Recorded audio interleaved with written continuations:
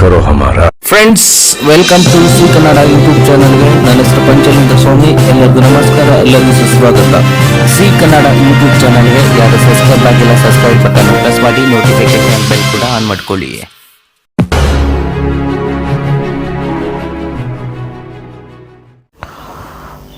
Hello friend, welcome to C Kannada YouTube ಚಾನಲ್ಗೆ.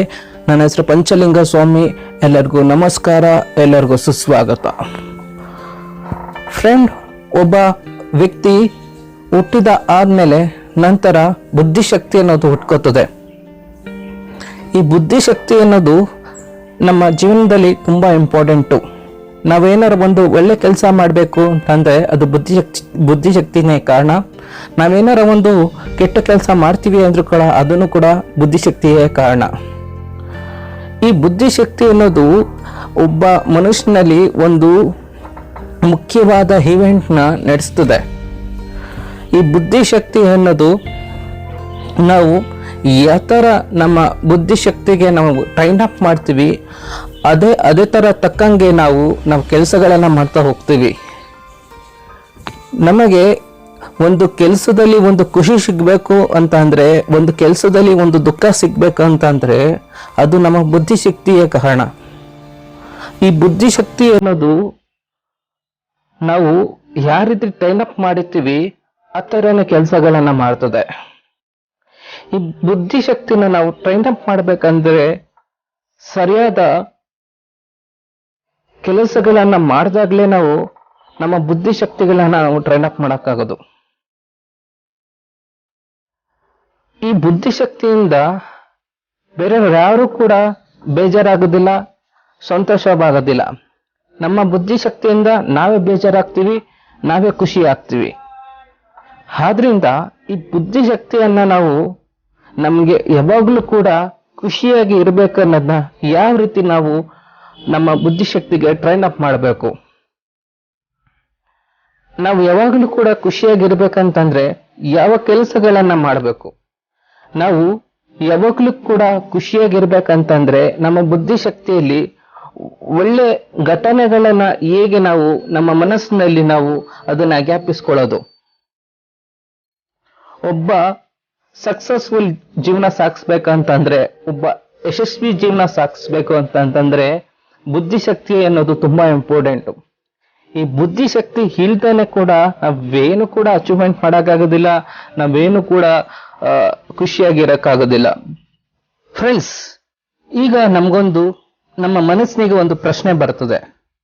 ಅದೇನಂತಂದ್ರೆ, ಕೆಟ್ಟ ಬುದ್ಧಿಶಕ್ತಿಯಿಂದ ನಮ್ಮ ಜೀವನದಲ್ಲಿ ಯಾವ ರೀತಿ ಕೆಟ್ಟ ಪರಿಣಾಮ ಬೀರುತ್ತದೆ ಅನ್ನೋದು ಒಂದು ಪ್ರಶ್ನೆ ಬರ್ತದೆ ನಮ್ಮ ಮನಸ್ಸಿನಲ್ಲಿ. ಫ್ರೆಂಡ್ಸ್, ನಮ್ಮ ಜೀವನದಲ್ಲಿ ಒಂದು 3 ಮುಖ್ಯವಾದ ಇವೆಂಟ್ಸ್ಗಳಿವೆ.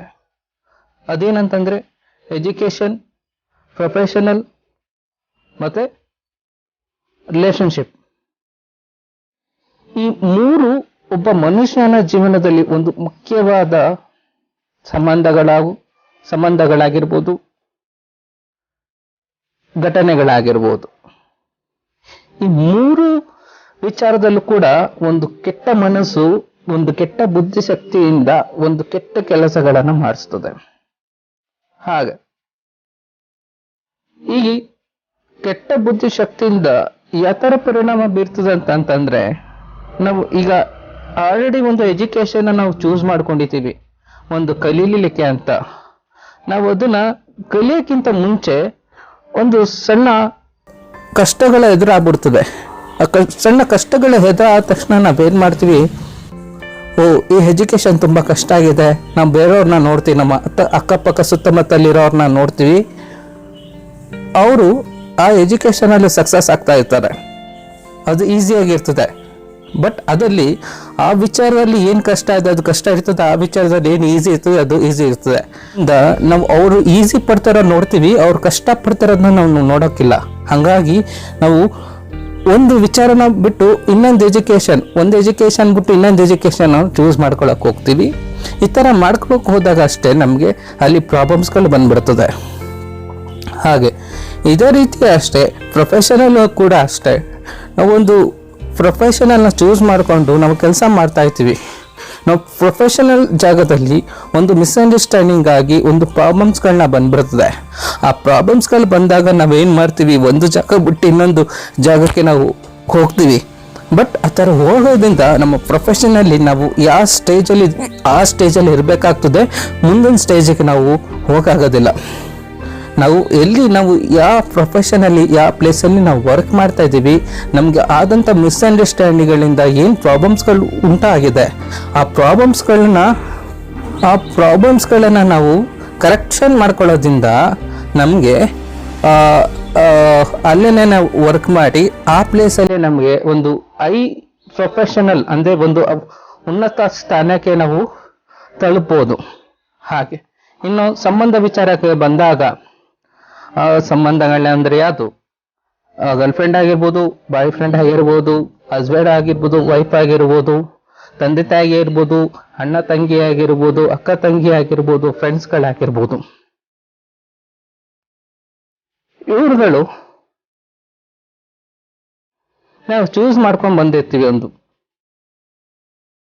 ಇವ್ರ ಜೊತೆ ನಾವು ಕೆಲಸ ಮಾಡ್ತಿರಾಗ ನಿತ್ಯ ಜೀವನದಲ್ಲಿ ಏನು ಸಣ್ಣ ಸಣ್ಣ ಘಟನೆಗಳು ಏನು ನಡೀತಾ ಇರ್ತದೆ, ಆ ಘಟನೆಗಳನ್ನ ನಿಭಾಯಿಸ್ತಾರಾಗ ಏನೋ ಒಂದು ಪ್ರಾಬ್ಲಮ್ಸ್ಗಳನ್ನು ಬಂದ್ಬಿಡ್ತದೆ.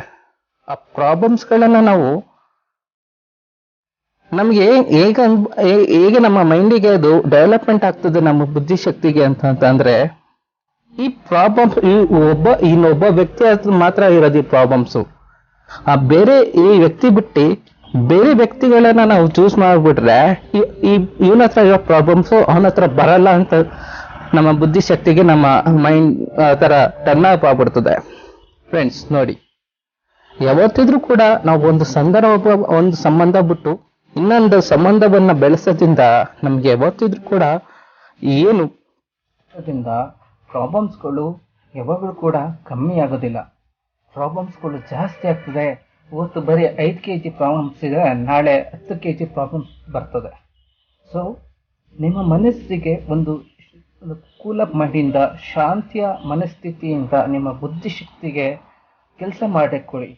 ಈಗ ಈ ಸಂಬಂಧದಲ್ಲಿ ಏನು ಪ್ರಾಬ್ಲಮ್ ಬಂದಿದೆ, ಆ ಪ್ರಾಬ್ಲಮ್ಸ್ ನಾವು ಹೇಗೆ ಡೀಲ್ ಮಾಡೋದಂತ ನನಗೆ ಸ್ವಲ್ಪ ಯೋಚನೆ ಮಾಡಲಿಕ್ಕೆ ಒಂದು ಸಮಯ ಕೊಡಿ ನಿಮ್ಮ ಬುದ್ಧಿಶಕ್ತಿಗೆ.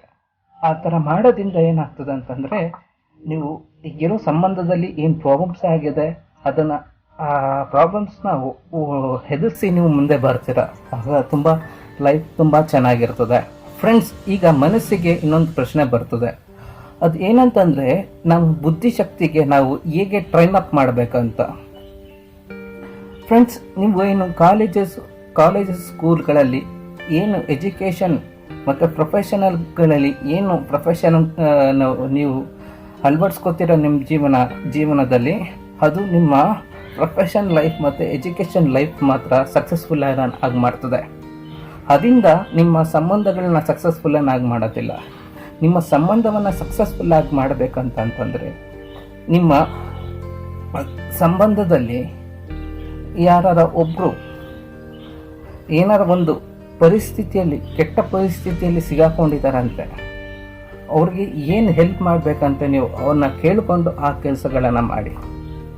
ಆ ಥರ ಮಾಡಿದಾಗ ನೋಡಿ, ಅವರು ಕೂಡ ಆ ಕೆಟ್ಟ ಪರಿಸ್ಥಿತಿಯಲ್ಲಿ ಸಮಾಜದಲ್ಲಿ ಸಿಗಾಕೊಂಡಿರ್ತಾರಲ್ಲ, ಅವರು ಹೊರಗಡೆ ಬರ್ತದೆ. ಅವರು ಹೊರಗಡೆ ಬಂದಿದ್ದಾರೆ ಅಂತಂದರೆ ನಿಮಗೂ ಕೂಡ ನಿಮ್ಮ ಮನಸ್ಸಿಗೆ, ನಿಮ್ಮ ಬುದ್ಧಿಶಕ್ತಿಗೆ ಕೂಡ ಒಂದು ಖುಷಿ ಅನ್ನೋದು ಸಿಗ್ತದೆ. ನಾನು ಕಾಮರ್ಸ್ ಬ್ಯಾಕ್ಗ್ರೌಂಡು. ನಾವು ನಮ್ಮ ಬಿಸ್ನೆಸ್ಸಲ್ಲಿ ಲಾಸ್ ಆಗ್ತಾ ಇದೆ ಇಲ್ಲ ಪ್ರಾಫಿಟ್ ಆಗ್ತಾ ಇದೆ ಅಂತಂದರೆ, ನಾವು ತಿಂಗಳು ಎಂಡಲ್ಲಿ ನಾವು ಬ್ಯಾಲೆನ್ಸ್ ಶೀಟ್ ಅಂತ ವರ್ಕೌಟ್ ಮಾಡ್ತೀವಿ. ಅದರಲ್ಲಿ ಅಸೆಟ್ಸ್ ಆ್ಯಂಡ್ ಲಯಬಿಲಿಟೀಸ್ ಅಂತ ಬರ್ತದೆ. ಒಂದು ಕಾಲಮ್ ಅಸೆಟ್ಸ್ ಇರ್ತದೆ, ಇನ್ನೊಂದು ಕಾಲಮ್ ಲಯಬಿಲಿಟೀಸ್ ಇರ್ತದೆ. ನಾವು ಲಯಬಿಲಿಟೀಸಲ್ಲಿ ನಮಗೇನು ಎಕ್ಸ್ಪೆನ್ಸಸ್ಗಳು ಬರ್ತದೆ ಅದನ್ನು ಲಯಬಿಲಿಟೀಸಲ್ಲಿ ಹಾಕ್ತೀವಿ. ನಮಗೇನು ಗೇನ್ಸ್ಗಳು ಬರ್ತದೆ ಅದು ಅಸೆಟ್ಸಲ್ಲಿ ಹಾಕ್ತೀವಿ. ಹಾಗೆ ಅದೇ ರೀತಿ ಕೂಡ ನಿಮ್ಮ ಜೀವನದಲ್ಲಿ ಒಂದು ಬ್ಯಾಲೆನ್ಸ್ ಶೀಟನ್ನು ನೀವು ರೆಡಿ ಮಾಡಿಕೊಳ್ಳಿ.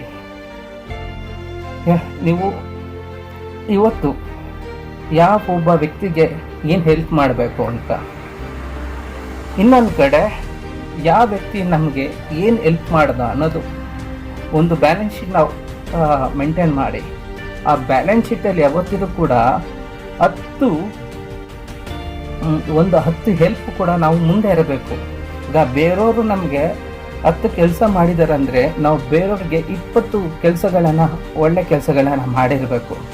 ಆ ಥರ ಇದ್ದಾಗ ನೋಡಿ ನಮಗೆ ಒಳ್ಳೆ ನೆಮ್ಮದಿ ಬರ್ತದೆ, ಒಳ್ಳೆ ಶಾಂತಿ ಬರ್ತದೆ, ಒಳ್ಳೆ ಕೂಲ್ ಆಫ್ ಮೈಂಡಿಂದ ನಮ್ಮ ಬುದ್ಧಿಶಕ್ತಿ ಕೂಡ ತುಂಬ ಚೆನ್ನಾಗಿ ಡೆವಲಪ್ಮೆಂಟ್ ಆಗ್ತದೆ.